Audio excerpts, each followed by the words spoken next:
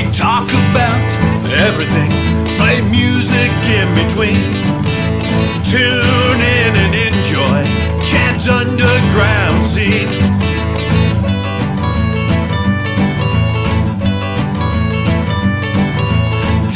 Talking music, you know what I mean. Tune in and enjoy Chad's underground scene.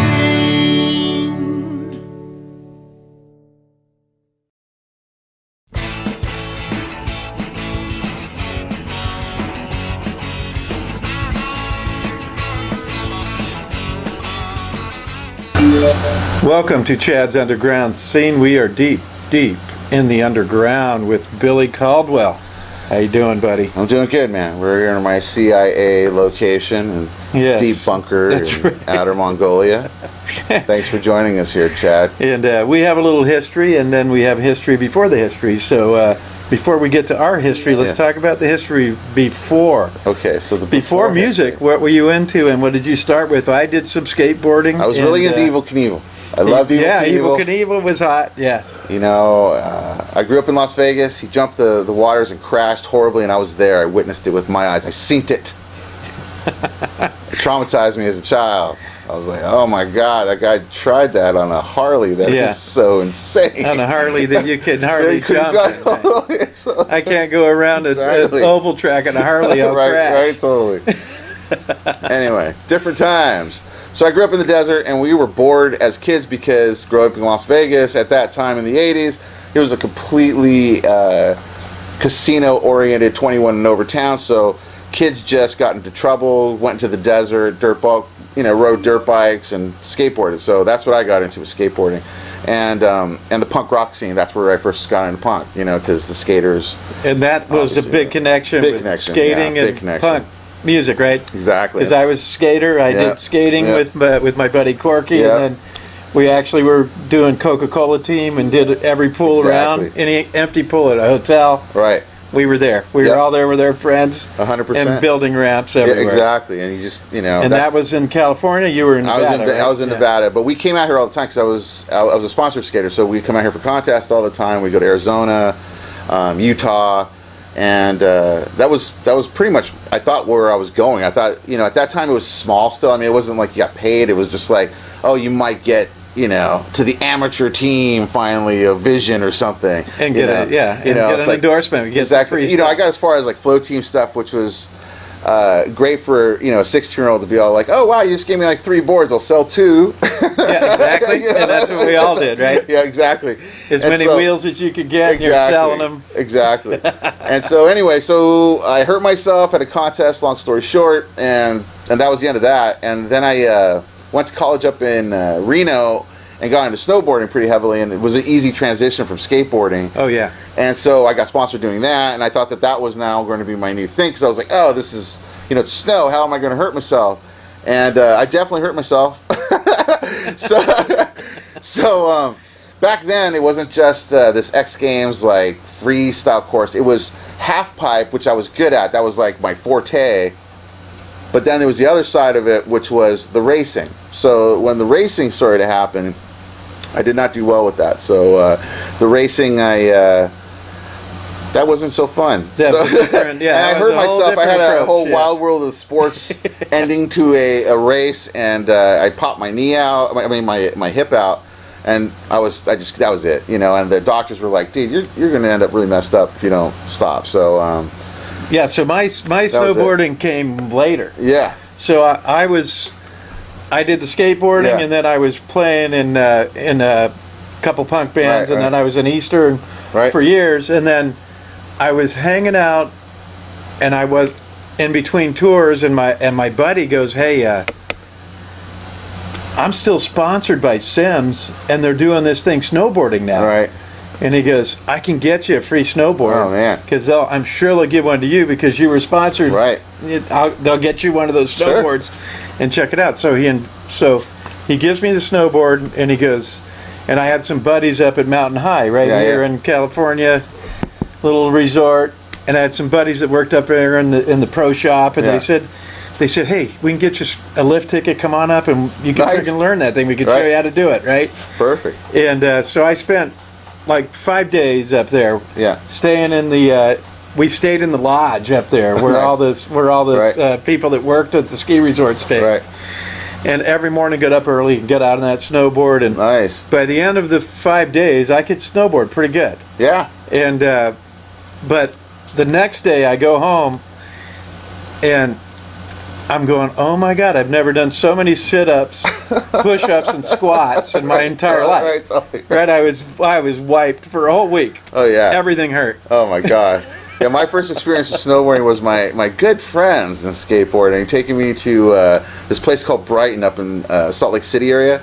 Oh yeah. And the whole time up there, they're like, "Oh, dude, you got it, man. You know, like you know how to skateboard, so this will be like old hat to you." And I'm like, "Okay, sure, yeah." So they take me up to this Black Diamond. I've never skied, mind you. I've never had anything to do with the mountain, so I was still just getting used to the whole the angle, you know, the steepness and and how quick you go. And dude, as soon as we got off the lift, they're all gone, gone. I'm by myself at the top of this like just terrifying mountain, and I think it took me like 2 hours to get down the first time. I think I squatted on my butt halfway down, screaming like a woman at some points. You know, I'm sure it didn't look pretty, but yeah, that was my first experience. But then I got really good at it.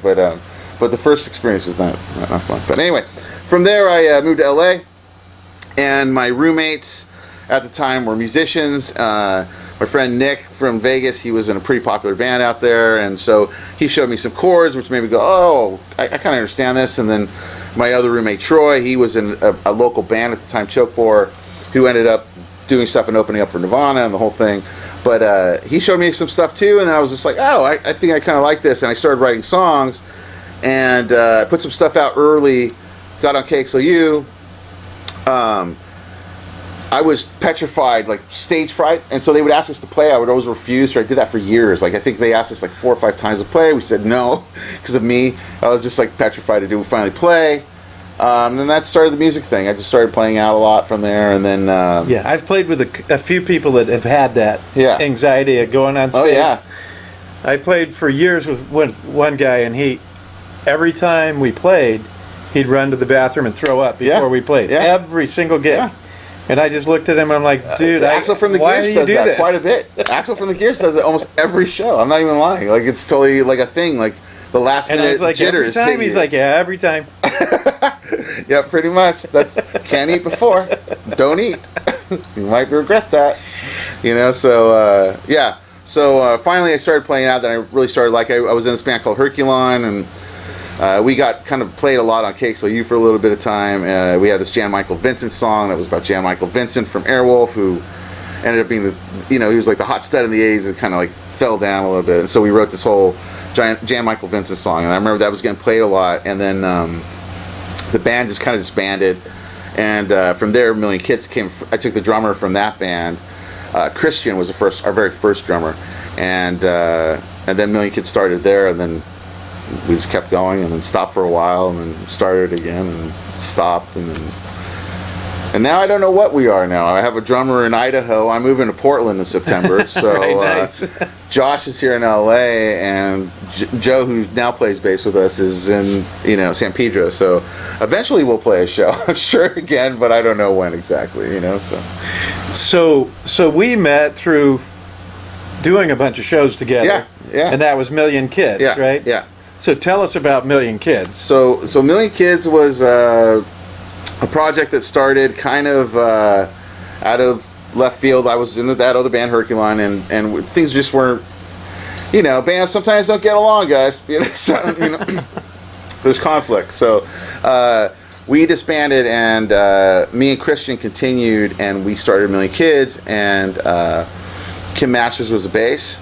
And she was my ex she's my ex now. So, but she was my ex at the time. At the time, nice. The whole time, it's just been an ex.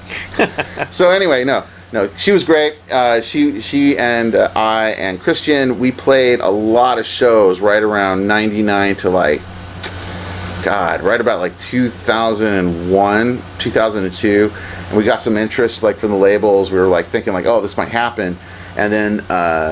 that whole rap rock stuff and djent music came in, and it was just so opposite of what we sounded like. Yeah, it took it out. Yeah. It was like there's no way. I knew it was. It's like there's no way they're gonna take some like kind of poppy punk stuff, right now. So we ended up having a kid and just turned into a family for a while, and we just stopped playing music. And I think I hopped into like 2 or 3 bands. I was in a band called Vinyl Jesus for a little while, and I did that with some friends. And then we got asked to play a show Million Kids did, and that like in 2008 or something, 2007, and then we started playing again, and that's when I really started seeing you. Yeah. I actually played with you guys back in the first version. Oh yeah, first version. Yeah, a bunch of times. Yeah, a bunch of times. And actually, I think we might have even played with you in Hercules. Yes, and you're a big supporter of the underground. Yeah, man, I love the underground. So tell us a little bit about, you've set up a lot of shows. A lot of shows. I've done that during that time, and then again. Yeah. After you were. Yeah. Always. Oh, you need a show called Billy, right? I mean, I knew that you have to have teamwork to make the dream work as it goes, and when bands all kind of don't play nice and are just like, oh, this is my band. Like, I'm sure if you've played in the LA scene for a while, you've probably had one of those famous Roxy or Whiskey nights, like where there's like 200 people for the band that's right before you, and you're like, oh my god, this is going to be a great crowd. I am so stoked right now. This is going to be a great fucking show, right? And then I'm literally on the last note of that band. The entire place is empty. Yeah. Like within minutes, dude, and they're gone. And whoever's left, the band's telling them, get the hell out. Exactly. We're meeting up the street. Exactly. And you end up playing to like a really empty room, and it's like, if you've done the circuit, it's happened to all of us. Yeah. It's a weird feeling, and it just kind of sucks. And I always hated that. And as much as those venues are options to play, there's always that vibe of like, it's not like all the bands know each other, where it's like a party where everyone's going to hang out and see the other bands. And so I always just wanted to make it so that, for all friends, we might as well be playing the same night, so that way, since we all kind of share the same fans, work it together so we can help it grow, and then the scene grows. It's more like people come. Then everybody for the comes scenes. together. Exactly. Yeah. It's like it's more about the scene. So yeah, I set up a lot of shows all over LA, and a lot of big names and fun names, and I think the last big one that I did was a Scream show at the Redwood. That was a pretty epic, fun night. And then the Pizza Palooza stuff was fun, and I don't know. It's fun doing it. Now it's like kind of weird because of the pandemic stuff. It's all like, I don't know. I saw some pictures. It's packed right now, so I'm totally stoked to see music live. Yeah. But man, I just hope everything just stays smooth, because man, if we go back in lockdown, we'll be so angry. Yeah. Oh, it was rough. It was rough. That was a long haul. It was so alien to what we're used to, right? I think I know what it's like to be in a space station at this point. Oh yeah, like it was. And like, if they ask for volunteers, I'm not volunteering. Not at all. That sucked. You mean we don't get to see people and hang out? Yeah, exactly. No, thank you. Yeah. And then you had to like turn into this virtual metaverse world, which is like odd too, and like everyone's doing everything. It's like, now I got to Zoom, everything has to be Zoom, and it's like, Jesus, man, like this is, for musicians and comedians and performers in general, I think it was a hard blow, because we all know that to get a recorded sound to sound good, thick and like the way you want it to sound, it's not like a one-button press, It's like you need a pretty nice, serious setup to make it sound good. And no one really has that at their house. So it's like, it's very difficult, because you're trying the best you can. It sounds good maybe in the room, but you're like, the little stupid mic on these things or whatever, right, yeah. And it drives you nuts. So even though it's good, I'm glad to see live music, because hearing a live band is by far the best feeling, to feel the actual... The best feeling on earth. Oh, man. It's awesome. And being with all the people hanging out and enjoying it together, right? Exactly. Because that's more what it's about, it's a group sport. It's a group sport, exactly. Some people don't look at it that way, but yes, it is a and like sport. You said, it's a team sport. Like you were saying, it's everyone together and doing it together. You have to, man. Yeah, because I think if you don't do it that way, it's a hard... Especially in LA, you're going to have a hard time. You're going to have a real hard time. So I say we break into one of your Million Kids songs. Okay, let me find my pick. Hold on a second. I dropped my pick. Where did my pick go? Where did I go? Here, I go in my handy dandy wallet. See, this is also a thing. If you're a guitar player like me, for some reason, picks and me are like oil and water. You put a pick in my hand, it'll disappear from my hand. Oh, yeah. It's almost yeah. like magic. And they never come back again unless they end up in there. The full gremlin. Oh, if they end up inside, you have to hear it forever. It might be forever. It's in there. You might not be able to ever get it out. So anyway, this is an old one called "Boom Goes Your Bomb." I'm playing it a little bit more soft than I normally do, but let's try it.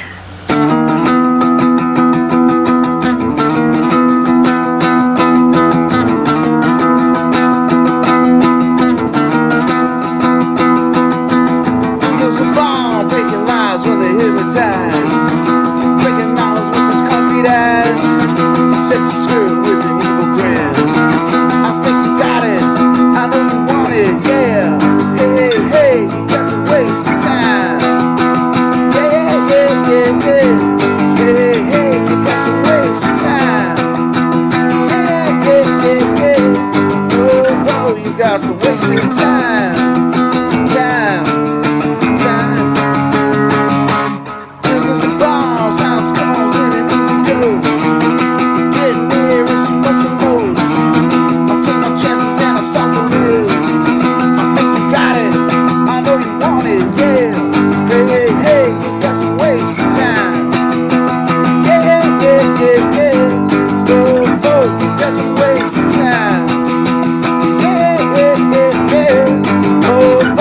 Got some wasted time. There's a bomb, silence comes in an easy dose. Getting near is too much of most. I'll take my chances and I'll start to live. I think you got it, I know you want it. Yeah, hey, hey, you got some wasted time. Yeah, yeah, yeah, yeah. Oh, oh, you got some wasted time. Got some wasted time. There's a bomb. Yes. Thank you. I remember that song. That was awesome. That was fun. Yeah. And lots of gigs. Whew, I mean, I don't think you could probably count how many gigs you played with that band. Oh man, with you too, and man. I can't count how many gigs we played together. Chad's one of the only few people that I know has definitely played more gigs than me. But I play a lot of gigs, man. A lot of places. Good places, really bad places. Oh yeah, yeah, we do it all. And then sometimes the bad places are our favorites. So. Actually, they are, actually. And actually, one of the worst experiences I had was actually my funnest, which was, I can't remember the name of this bar. It was out in Pomona. And it was a castle. It looked like a castle. Maybe you guys remember what the name of that thing is. Anyway, I went on a bad night. I don't know what night we got booked on, but it was not our kind of sound at all. It was real heavy. First guy was batting his head with the mic, bleeding. I was like, this is some G.G. Allen shit tonight, and I don't think we match it. And so it had a gate, no joke, a real fence gate in front of the stage. And right off the bat in my head, I just instantly thought Blues Brothers. You know, I was like, that's a bad sign. Like, why is there a chain link fence in front of the damn stage? Oh, I'm right, like, yeah. And they're like, oh, it gets a little rowdy in here. And that's what the bartender said. Oh, right, yeah. I'm like, holy shit, dude, this is not going to be good. So we start playing. I don't think we got maybe, 16 bars into the first song. And I hear someone just like, turn that fucking shit off. And I giggle. I remember giggling during the song because I could hear it over the music. You know, like I was like, that was a very aggressive heckle, like very aggressive. And I look up and it's the bartender. The bartender heckled us.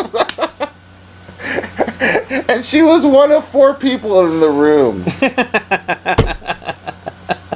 That's playing music in Los Angeles, That's right. people. That's That's awesome. how we go. Some nights awesome, are going to go that way. But I remember that so distinctly and laughing, I think, for years about it. Oh, yeah, no, it's worth it. Like, it's worth it just for that you have the experience. best story ever, Dude, right? I almost got attacked by the bartender that booked us at the show. I'm like, that's awesome. So speaking of that whole situation, right, Yeah. the Blues Brothers. Yeah. So I'm on tour with Easter, and we play this bar in Texas, and it was the same type of thing. There was chicken wire in front of the stage, right? Totally right. And we're going, this is fucking crazy. What the hell is it? And it was almost the same type of situation, right?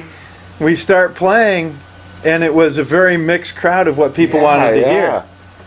And it literally, it went well at the beginning, and as the set went on, it made a turn, and then it was like a bar fight out in the crowd, and bar stools and the whole thing. Oh my gosh. The whole thing, and Corky looks at me and he goes, dude, I'll just keep hitting the snare, and you start unloading all the equipment out the back.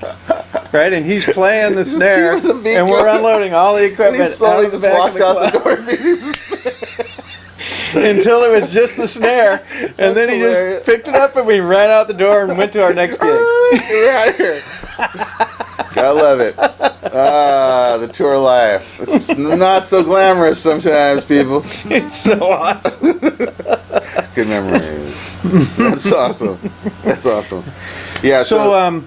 So then, along the way, we hung out so much and did so many things together. I asked you to join me because one of the guys in my band, Big Mess, got injured. Yes. And I said, hey, Billy, I know you play some drums. You think you could come and fill in for drums at this gig because our drummer broke his ankle and he needs somebody to fill in, and so you jumped in on drums. So tell us a little bit about that experience. Okay, so Chad knows a lot of songs, guys.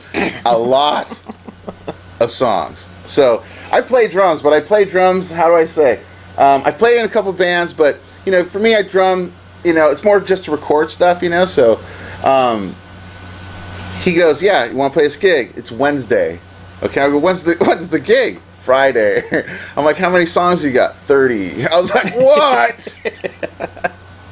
So I think I drove my neighbors pretty nuts for those 2 days too, and I hammered out those songs pretty fast, and showed up nervous as shit, dude, because I was like, dude, I don't know, that's 30 songs, man. And I was getting some of them confused, like in my head. And so we showed up, but we had a great time. I thought that was a blast. And I told you, I said, don't worry. When we're at the gig, we can just look at each other in the eye and figure it out. That's the one thing. He's great at cues. He's great at the cue. He's old school. See, back when I started playing music too, everything was looks, man. Like it's, hey, we're changing. Hey, and we know each other so long, right? I knew that the connection was good enough to where we could just figure it out, and we did. We played through that night, and I think maybe we repeated a couple songs, but that was about it. That was it. Yeah, we pretty much did. Yeah, and that was only because they were requested. Yeah. People are going, we want to hear that one again. That was really fun. That was a fun time. And so then we pretty much got through the night doing all different songs, not without repeating, right? And so then I'm like, that was totally fun, and then Bernie came back, and so that was good, and everything was going fine. They're playing, and then he's like, hey, you want to play guitar on this? Yeah, we had a gig that was set up, and our guitar player couldn't make it, right? That was what it was. And so I go, okay, when's the gig? It's Wednesday. She goes, it's Friday. How many songs? 30. I'm like, the same 30? No, a new 30. So that was my second experience. Now learning a shitload of songs on guitar very quickly. And so then we played that gig, and that was really fun too. So then I'm like, awesome. I just learned 2 positions in the band in 2 days, both times. And then I was like, okay, cool. I don't know, a month later, and they were like, hey, how about then you were playing the rest of the gigs we had. You just sat in and played with us, right? And then you're like, hey, why don't you bring that keyboard you have? Here we go again. It was Wednesday. Gig on Friday. 30 songs. No, different ones. And Christmas ones and some Irish folk ones. Yeah, because it was Christmas time, right? And I was like, oh my god. He's like, just bring the keyboard.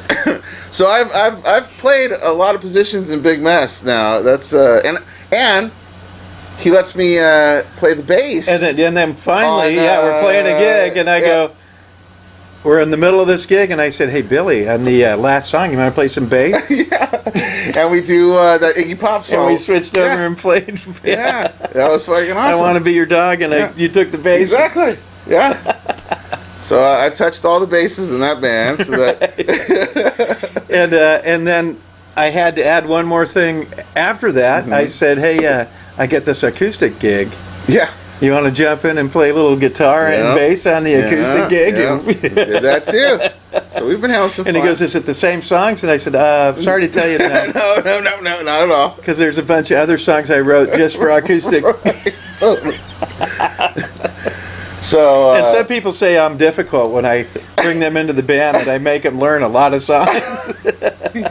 Not at all. Just a few hundred. And you find out, when we play with other bands, we find out that is true, because I would say probably at least 80% of bands play the same 10 songs every time. Yeah. A lot of them do every that. Time a they lot play of them do that. A lot of them do that. Yeah, it's hard to mix up the variety. So apparently it's really hard to write original music. Because you've probably written hundreds of songs, Too many songs, man. A lot of songs. And I definitely have written hundreds of songs, right? Yeah. So. Yeah, it's funny. Yeah, there's definitely bands that play the same ones over and over, but everyone has their stick, man. Everyone has their stick in this biz, you know. So. All right. So here's one of the cover songs we did. Which one? With and we'll play Brand New Cadillac. How about that? Okay. Wish me luck. Hello. Billy and Chad are back in the house. Well, feel free to throw money in the tip jar so we can give it all to the bartenders.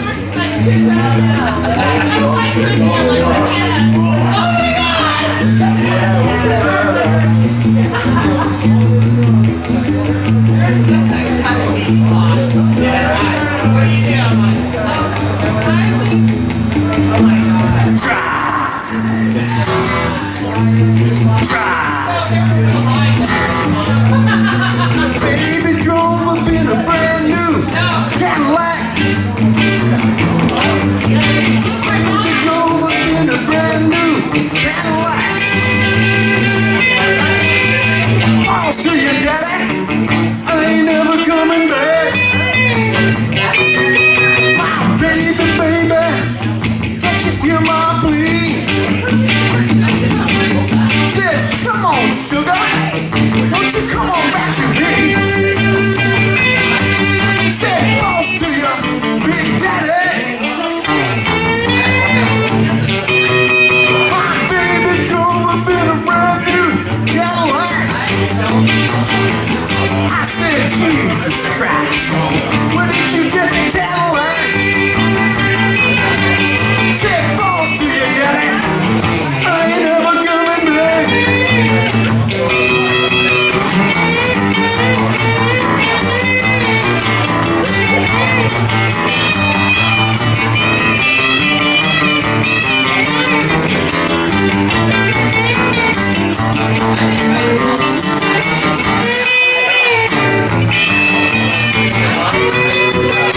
Baby drove up in a brand new Cadillac. I said, baby drove up in a brand new Cadillac. I said, boss to you, Daddy, I ain't never coming back.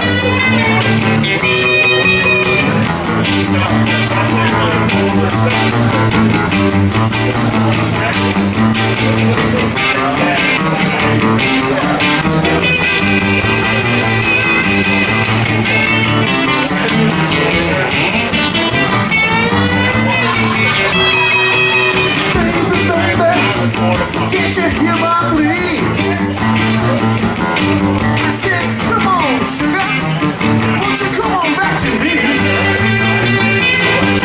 Said, falls to you, Big Daddy. Said, baby, drove up in a brand new Cadillac. I said, Jesus Christ, where did you get that Cadillac? I said, falls to you, Daddy.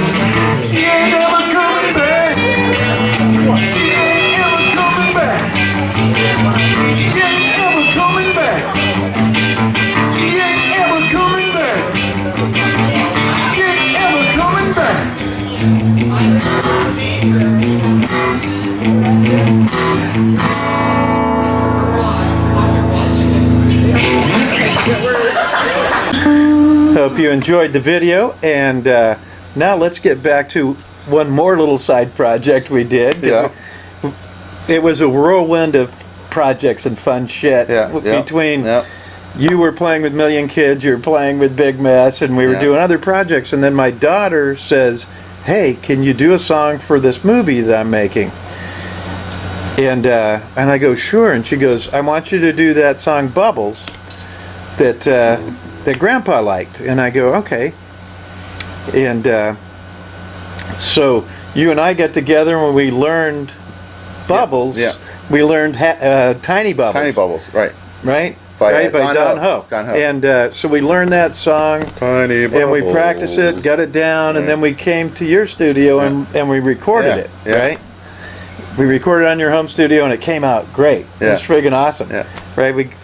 And I gave it to her, and the movie that she made is about her grandfather, which is my father, right? And so after the whole thing, she listens to the song, she goes, "That sounds great," and everything. She goes, "But that's not the song he sings." And I go, "Yeah, I know he sings that song. This is the song he thought he was singing, but he sings it nothing like that song." So she goes, "I kind of wanted the one that he does."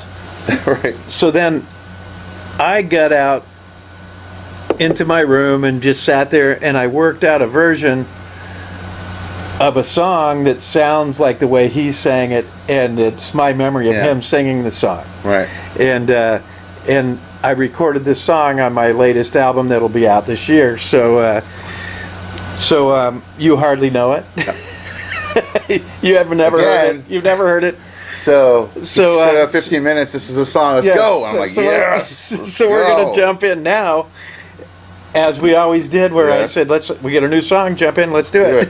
And this one here is called Bubbles. This was written for my daughter's movie, for my daughter, about my father and the way he sang Tiny Bubbles, which is a whole different song than this one that I wrote, which is actually him singing that song. I hope he puts that on the linear notes of the album, because that's the best way to describe it.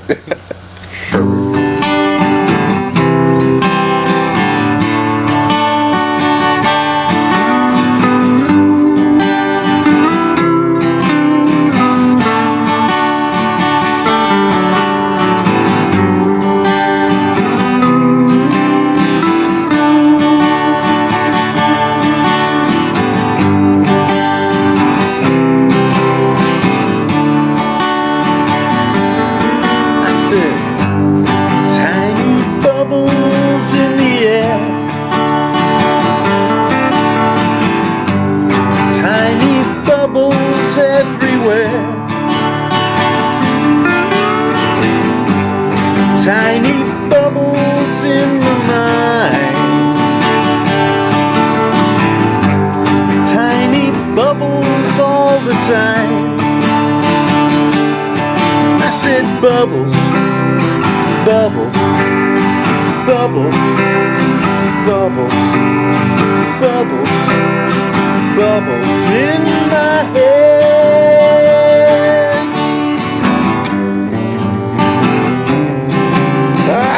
Let's do it one more time. Fucked up. Damn it. I wasn't ready for that. Damn it. I was like, is he going to do the lead right there? Is that the lead part? Yep. Sure was. Sorry. My bad. Give him a nod or something. Fucked up on that. No, I read it. I felt it. And then I was all like, yep. Just go with it, even if you make a mistake. Okay, it's fine. all right, we'll do one more Nobody's going to know. One more time. And here's the song. This one is Tiny Bubbles.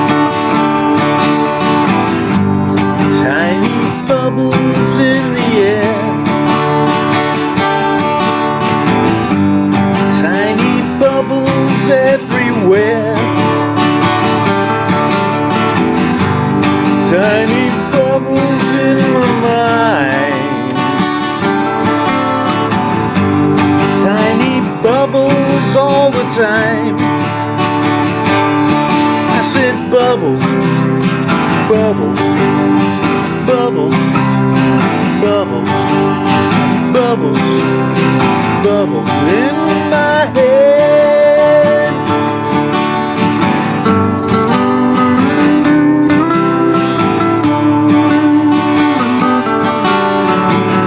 Nice.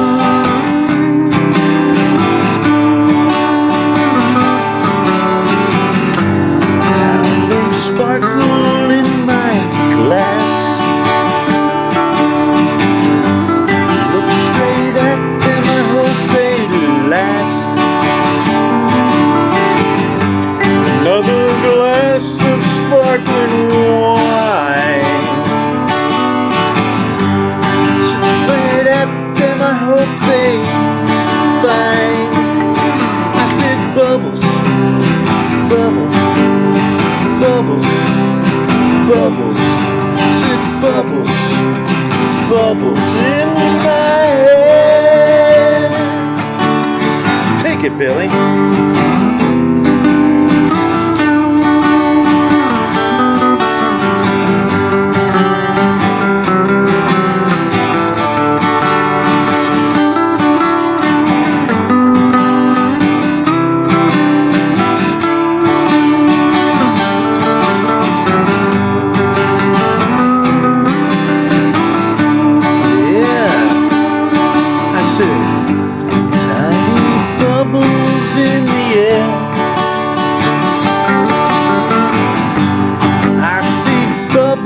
Everywhere,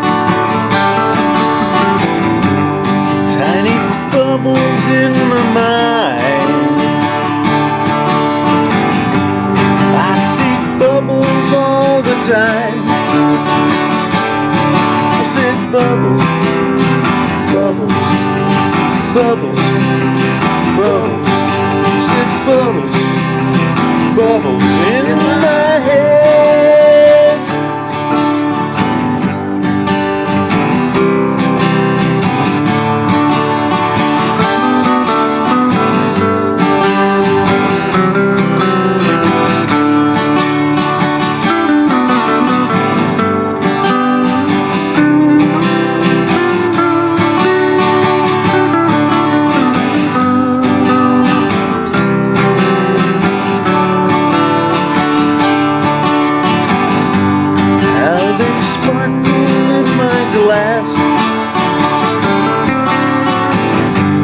Look straight at them, I hope they last. Another glass of sparkling wine. Sit and watch, then you'll be fine. I said bubbles, bubbles, bubbles, bubbles. Said bubbles, bubbles in my head. I said bubbles, bubbles, bubbles, bubbles, bubbles, bubbles in my head.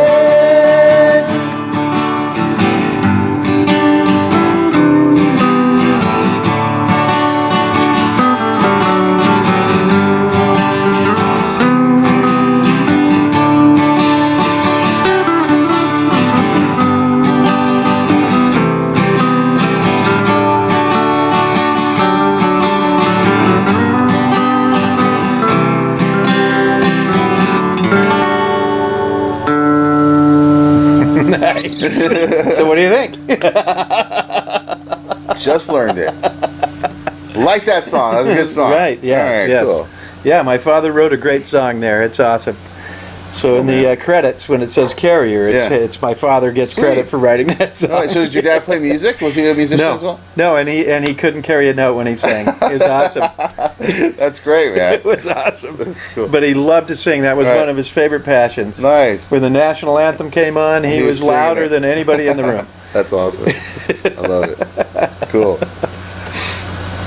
So, I know you have some new songs that you've been releasing in the last year. So I've seen they're a couple little videos bit more electronic kind of space stuff. It's more solo stuff because Yeah, so tell us about it and tell us about inspiration. You had some inspiration to go that way. So. Yeah, well, I used to play around a lot actually with electronic music around like 2000, but I never did anything on a band wise, you know. But I just kind of put it on the back burner, and then since A Million Kids is kind of like a, it's more just a random thing that will happen every now and then.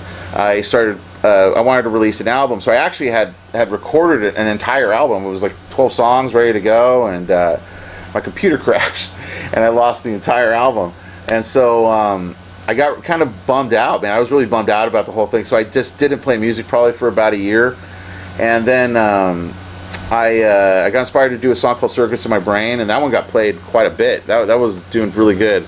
And I'm actually going to release that as an NFT. That's going to be my first music NFT. Oh, sweet. Yeah, so people went down my rabbit hole, and they were like, oh, hey, you're a musician. They found the song, and they're like, hey, why don't you release that song? I was like, okay, let me try it. So anyway, it's a little bit more electronic-based.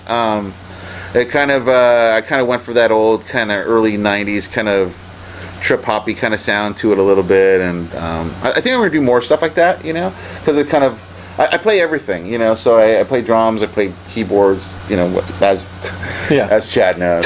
So I just wanted to kind of do something that I could kind of put together, and then if I ever do it live, I think I just want to get a bunch of people to do it, get like a fun band that's just make it more of a party, to have just like a good time going out and playing. Everyone kind of has a part and kind of does some stuff. I think that would be kind of a fun way to do it, because I saw this thing at Cafe Nella they did where they had like 50 people doing this stuff. Everyone had a part and were singing, and it was a really cool experience. Sweet. I was like, how cool! What a fun idea! So maybe someday I'll do that, and I'll be up in Portland now. So Chad, I know you go on tour. So yeah. So when I'm up there, I have 2 guest rooms. We'll be getting together. Yeah. You're welcome to stay. And then you'll be playing, I'm sure. There you go. You got to back up right there, man. Right. Keenan Dula recording in the garage. Right there, you go. So it's gonna be. And good. Then when I play some live gigs around you, I'll say, "Come on, Billy, get out there, play some guitar, keyboard, whatever the hell I need." For sure, 100%. And I will probably need some keyboards, because my new album that I've recorded has a lot of keyboards. Oh, nice, cool, man. Yeah, awesome, perfect. And so this would probably be a good time to break away and show your video. So okay, here's Billy's video. What's the name of it? It's called "Circuits in My Brain," and it's about a dystopian future where a robot realizes what he has done. It's kind of like Skynet with feelings. That's what I'd say to it. And here you are. Enjoy the video.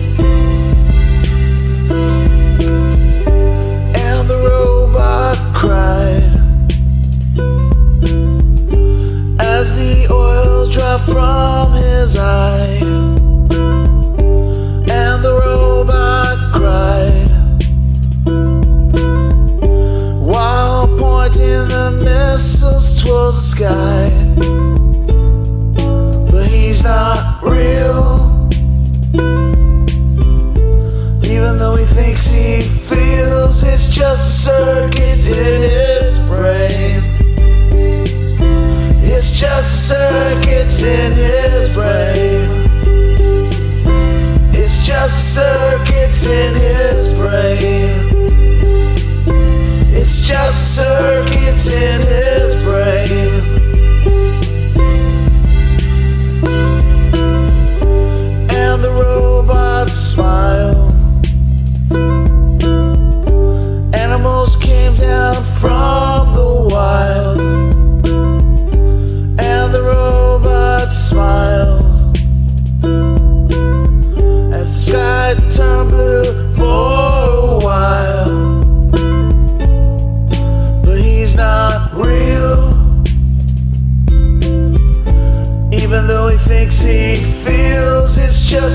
circuits in his brain. It's just circuits in his brain. It's just circuits in his brain. It's just circuits in his brain. 0101.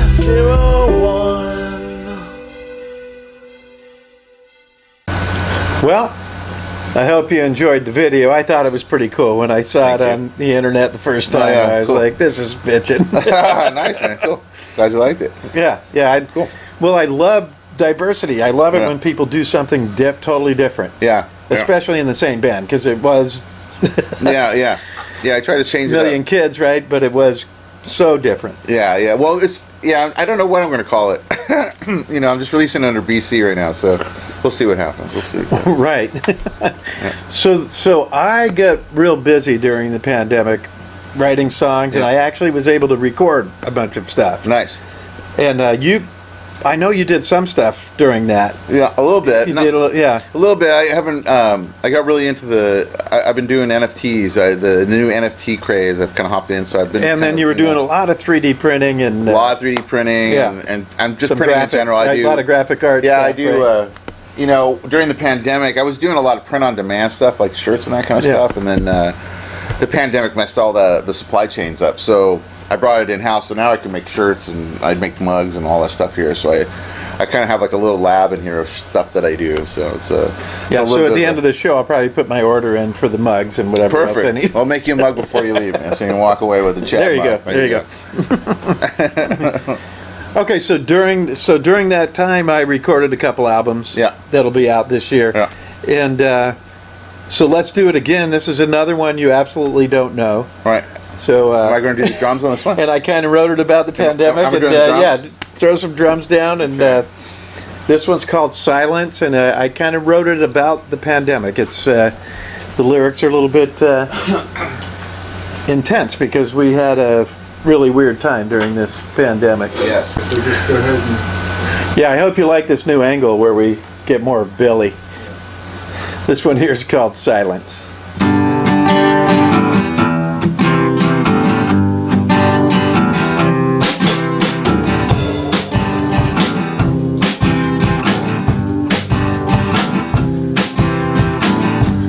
Nothing is normal, everything's strange. You can feel the fear, it's been rearranged. No one is out there, we're all locked away. Nothing to offer, nothing to say. I'm having a breakdown, I'm going insane. I can't stand the silence, I can't take the pain.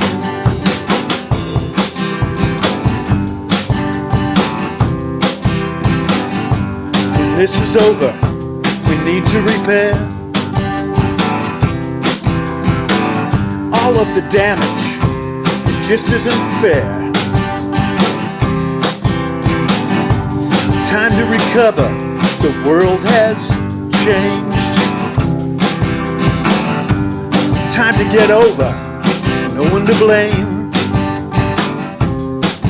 I'm having a breakdown, I'm going insane.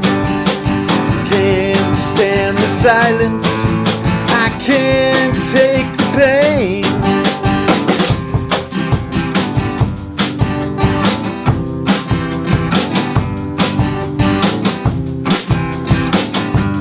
Nice, Billy.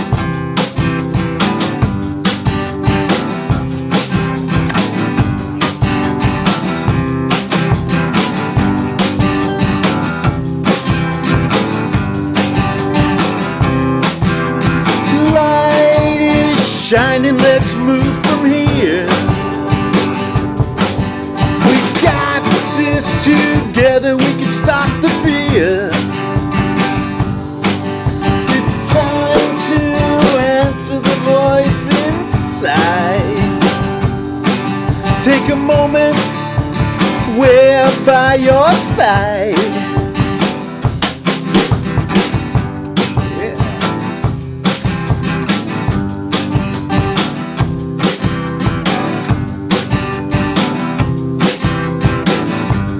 Nothing but silence you feel in the air. Everyone is acting like they don't care. Reach out and help us, come in and stay. Everyone together, we can start a new day. I'm having a breakdown, I'm going insane. I can't stand the silence, I can't take the pain. I'm having a breakdown, I'm going insane. I can't stand the silence, I can't take the pain.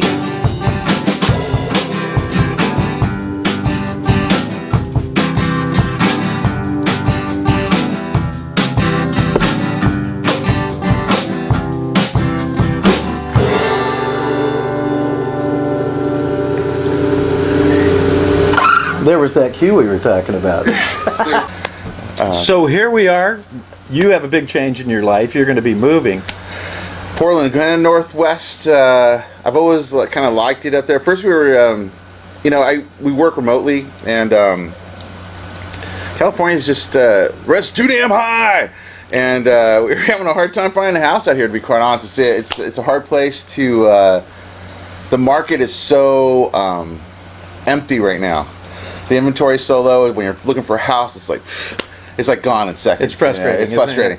And so up there we started looking around, and the kind of house you can get up there is way nicer for the price. So, and it's a cheaper town, and it's beautiful. It's beautiful area. up there. Yeah, it's really nice. We just went up there to visit and take a look at the house, and it was just, it's like 5 miles. 5 minutes. It's a hike that's like unbelievable. Redwood Forest hikes everywhere. So I'm loving it, and I kind of like the cooler weather anyway. It might be a little gloomy. I know it rains. I know all that, but I've been through a pandemic, guys.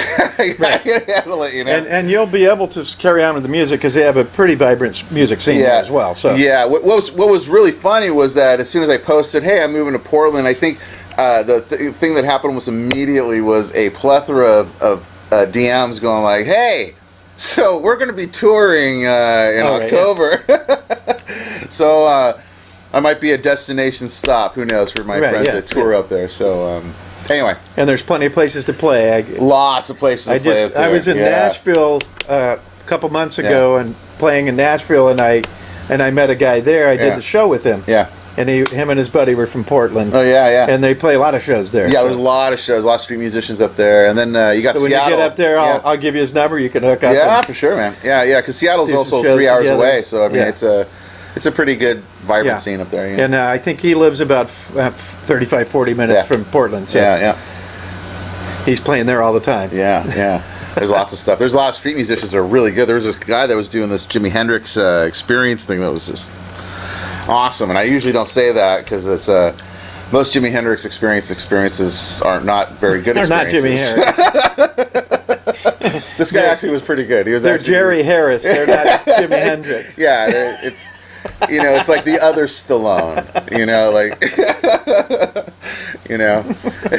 It's and God bless y'all. It's always nice to play those songs, but. Some guys so tell us how we can find your music and find you. Go to bccaldwell.com. That has a lot of my art and has my music links and stuff, and I'll be posting more on that soon. You can follow me on Facebook at Facebook/ I think it's just BC Caldwell. It might just be BC. I'm not remembering. See how good I am at this plug stuff? Yeah, that's good. So that, and then also check out my NFT things. I'm also an artist. Check out morbs.app. That's morbs.app. And you can check out my NFTs and my 3D animated series I'm making about mutant organic robots that buy shit. That's what it stands for. And so it's a little comedy kind of thing. So. And that's yet another connection. in case you didn't know, with Big Mess. Yeah, Before he played with Big Mess, he did an album cover. I for Big did. Mess. Yeah, And it's Bernie's favorite album cover. oh, that's awesome. I love that. I didn't know that. I didn't know that. Yeah, I like doing the arts. That one was Demons. Yeah. I remember that one. That was a good one. That was the one with the woods, the car in the woods. Yeah, in the car in the front. Yeah. This is No, awesome. that was a good. I like that one. That was a good album. Yeah. So we'd like to thank you all for coming out Thank to you, guys. Chad's Underground Thank you, Chad, Scene for having me. with my special guest, Billy Yeah. Caldwell Yeah. from Million Kids, Yeah. and soon to be in Portland. So Soon to be in keep an eye Portland. So out. yeah, Northwest. Watch out. And remember, it all starts in the underground. That's right.